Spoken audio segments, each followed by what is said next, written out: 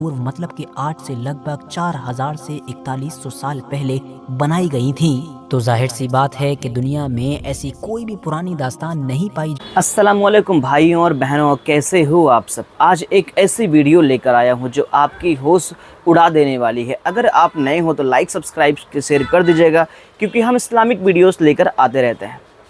दोस्तों, कौमें आद और समूद ये ऐसी कौमें हैं कि जिनका जिक्र मुसलमानों की सबसे मुक़द्दस मतलब कि पवित्र किताब कुरान के अंदर कई बार आया है।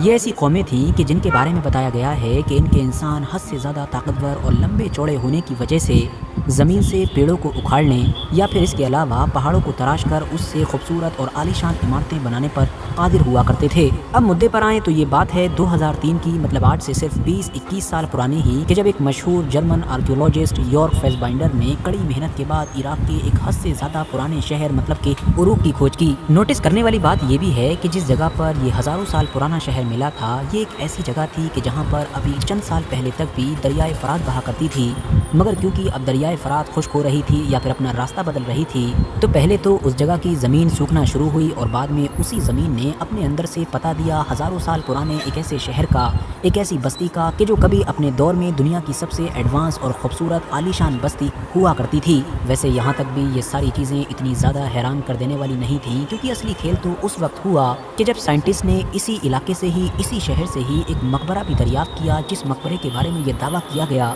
कि ये मकबरा किसी आम इंसान का नहीं है, बल्कि जिसका भी है उसकी लंबाई चौड़ाई हद से ज़्यादा हुआ करती थी, क्योंकि ये मकबरा ही हद से ज़्यादा लंबा चौड़ा है। जैसे ही वैज्ञानिकों ने इस मकबरे और इस मकबरे से जुड़ी हुई चीज़ों के बारे में दुनिया को बताया था, वैसे ही ख़ास तौर से पूरे यूरोप मतलब कि वेस्टर्न वर्ल्ड में काफ़ी हंगामा मचा था।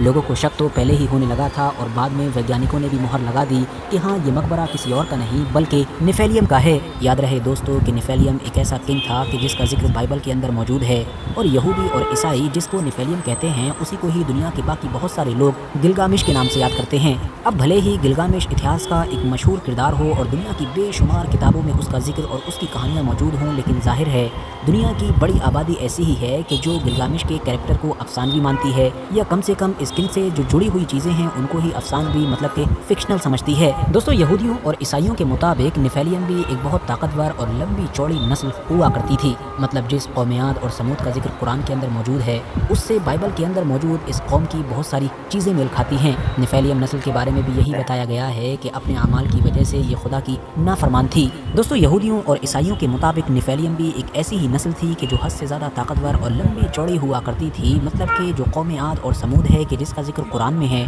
उसमें और निफेलियम में बहुत सारी चीज़ें कॉमन पाई जाती हैं। साथ ही साथ यहूदियों और ईसाइयों में निफेलियम के बारे में भी यही माना जाता है कि ये कौम खुदा की नाफरमानियों की वजह से खुदा के अजाब का शिकार बनी। मगर अभी आप लोगों के दिमाग में जो सवाल आ रहा होगा वो ये कि आखिर इस निफेलियम कौम का जो राजा था, जो किंग था गिलगामेश, उसमें ऐसी क्या खास बात थी और उसके इस मकबरे में ऐसी क्या खास बात है, और आखिर ऐसा भी क्या हुआ कि इराक में उरूक जैसा ये पुराना शहर मिलने के सिर्फ एक हफ्ते के बाद ही पूरी टीम को यहाँ से भागना पड़ा था। सन 2019 में इसी मकबरे से जुड़ी हुई एक यूएस स्टेट डिपार्टमेंट की ईमेल इंटरनेट पर क्यों वायरल हुई, उससे ऐसा भी क्या खुलासा हुआ कि जिससे आम लोगों की दिलचस्पी इस मकबरे को लेकर एक बार फिर से बढ़ गई। तो आरएच नेटवर्क के नॉलेजेबल फ्रेंड, सबसे पहले तो आप लोग ये जान लीजिए कि जो दास्तान गिलगामेश है उसको हमारी इस दुनिया में लिखी गई सबसे पुरानी दास्तान के तौर पर जाना जाता है। वो इसलिए क्योंकि गिलगामेश की जो पूरी दास्तान है, जो स्टोरी है, मतलब कि उसका सफ़रनामा और उसकी ज़िंदगी वगैरह के हालात, वो जिन मिट्टी की चीज़ों पर लिखे गए हैं, वो सारी मिट्टी की चीज़ें लगभग 2100 ईसा पूर्व मतलब कि आज से लगभग 4000 से 4100 साल पहले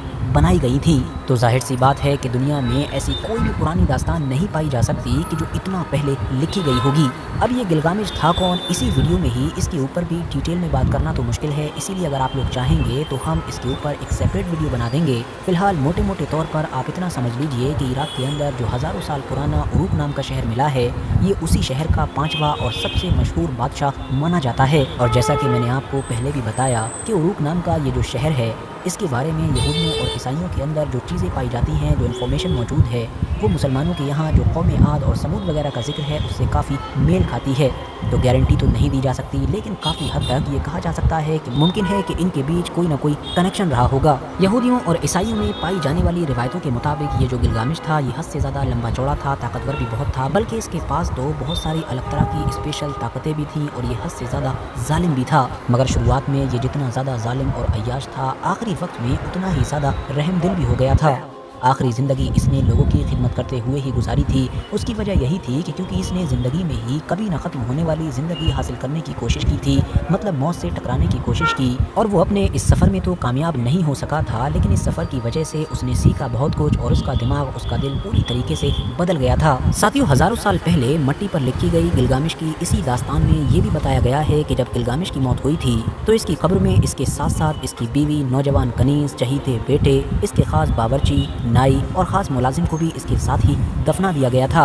हज़ारों साल पुरानी इसी दास्तान से ही इस बात का भी पता चलता है कि गिलगामेश दरअसल दरियाए फरात के नीचे दफन है। यही वजह है कि अहले किताब मतलब कि यहूदियों और ईसाइयों के दरमियान गिलगामेश को लेकर न सिर्फ बहुत सारे किस्से कहानियाँ ही हमेशा से मशहूर हैं, बल्कि उसके मकबरे से रिलेटेड भी अलग अलग थ्योरीज घूमती रही हैं। यही वजह ही थी कि आर्कियोलॉजी के फील्ड से ताल्लुक़ रखने वाले लोगों को लंबे वक्त से गिलगामेश के मकबरे की तलाश भी थी। और जैसे ही इस इलाके में उरूक नाम का शहर मिला, लोगों का इंटरेस्ट बढ़ा और अभी कुछ वक्त ही गुजरा था कि फ़ौरन ही इस इलाके में वो मकबरा भी मिलने की खबरें आने लगी कि जिसको लेकर लोग इधर उधर बातें करते ही रहते थे। 2003 में जब इराक के अंदर एक ऐसे शहर और उस शहर के अंदर भी एक ऐसे मकबरे की दरियाफ्त हुई कि जो गिलगामेश की दास्तान में मौजूद उरूक नाम के शहर और गिलगामेश के मकबरे से बिल्कुल मेल खाता था, तो ये अपने आप में एक बहुत बड़ी बात थी।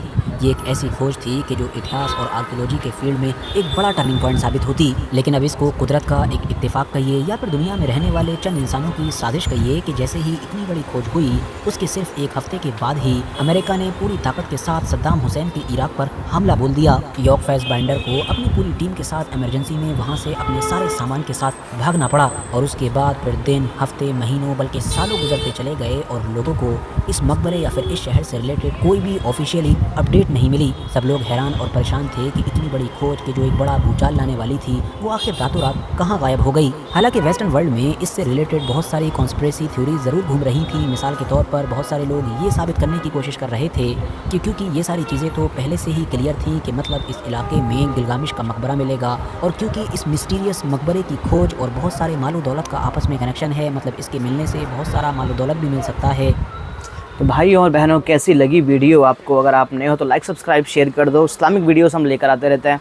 मिलते हैं नेक्स्ट वीडियो में। अस्सलाम वालेकुम।